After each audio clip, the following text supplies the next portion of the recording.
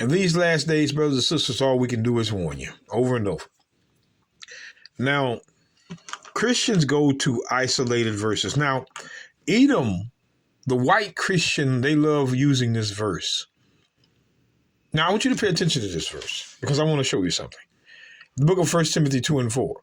Who will have all men to be saved and to come unto the knowledge of the truth. See? You know the two words they're looking out of that? All men. See? All men to be saved. But now, let's look at this. I want to show you this. The book of Romans 9:26. Let's go here real quick. Romans 9, verse 27. I'm going to read you 3 precepts. I want you to look at this. Romans 9:27. Isaiah also, now that's Isaiah, also crieth concerning Israel. Though the number of the children of Israel be as the sand of the sea, a remnant shall be saved. That's Isaiah 10 and 20. But here it says, though the number of the children of Israel be as the sand of the sea, a remnant of Israel shall be saved. It doesn't say all men there. It says Israel. Why do they run from this verse? Hold on now. The next chapter over. Now Paul, this is Paul, same Paul. Romans 10 and 1. Brethren, my heart's desire and prayer to God for Israel is that they might be saved. It doesn't say all men there. It says Israel. It says Israel in Romans 9:27. Israel. And look at this. Brethren, my heart's desire and prayer unto God for Israel is that they, not all men, they might be saved. That's 2. Now, wait a minute now. Let's go over a chapter more. A chapter more. Just giving you some examples. Romans 11:26. And so all Israel shall be saved. That's 3. This is 3 verses that's telling you Israel is going to be saved. Why do the Christians run from it and accuse us of cherry picking? Why? This is 3 verses that says Israel's going to be saved. But they'll ignore all 3 of these to go to 1 Timothy 2 and 4. That's blasphemy. When you scratch out verses for a verse you want, no. That's blasphemy. That's the Christian church. And so all Israel shall be saved as it is written, as it is written. We can show you 20 times where it's written. There shall come out of Zion the deliverer, and shall turn away ungodliness from Jacob. Not all men. But you see, when we go back to 1 Timothy, I'm just 1 Timothy 2 and verse 4 again, just going back. Who will have all men to be saved and to come unto the knowledge of the truth. Let me ask you this, brothers and sisters. Why would the Christians overlook the 3 verses that I just brought forth? Why? Are they allowed to do that? No. They have to acknowledge it, but they avoid it on purpose. They avoid it on purpose. 3 verses that says Israel is going to be saved to come here. Who will have all men to be saved and to come unto the knowledge of the truth. All men. Now, I'm going to ask you another question.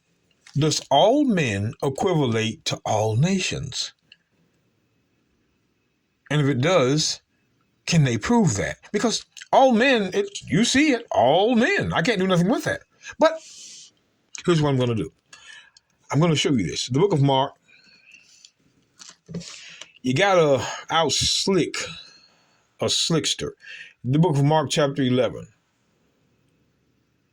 I want you to watch this, verse 31. Now, Christ and the Pharisee are battling it out. I'm just going to say it like that. And he asked him a question. Let me go up to it. He says, the baptism of John. John, was it from heaven or of men? Answer me. Now, this is Christ. Now, watch them. And they reasoned with themselves, saying, if we shall say from heaven, he will say, why then did ye not believe him? But if we shall say of men, they feared the people. For all men counted John, that he was a prophet indeed. Now, notice The two words operative, all men counted John that he was a prophet indeed. So all men of all nations heard John speak. Well, wait a minute. Let's see. Precept must be upon precept. Acts. And see, this is what the Christians get away with. They don't have to prove anything. They could just go to a verse and say, see, slap. We slap that. We're not worried about that. Get that out of the way. We want precepts. Acts 13:24. When John had first preached before his coming, the baptism of repentance to all the people of Israel. It doesn't say John preached the baptism to all men. It says he preached the baptism to all Israel. John only taught Israel. He did not teach all men. But wait now. The book of Mark. Let's go back. Something wrong with this picture because we just saw.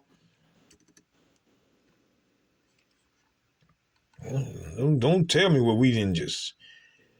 Mark 11:32.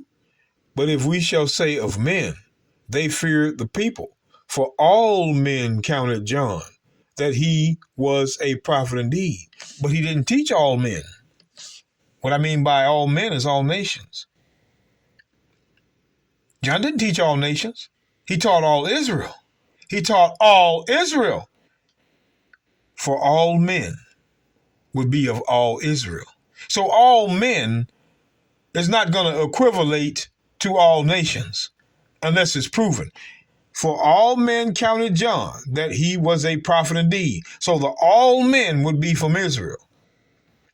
We can prove all men can be from Israel. There it is. So now wait a minute now. The book of John chapter 1. John chapter 1. Verse 11. He came into his own, and his own received him not. Christ came into his own. Matthew 15:24. I've only been sent for the lost sheep of the house of Israel. That's why he was sent. He wasn't sent for nobody else. He came unto his own.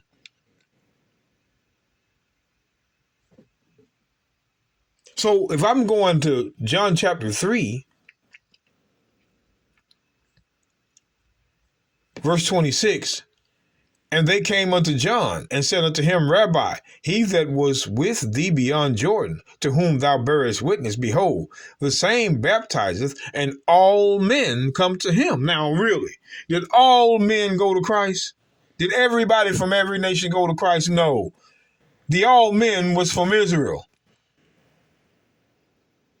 So let's prove this point a little bit more. Let's go back to 1 Timothy. 1 Timothy 2. I want you to watch this. Who will have all men to be saved? Does that all men equal all nations? Watch. We're proving it further. And to come to the knowledge of the truth.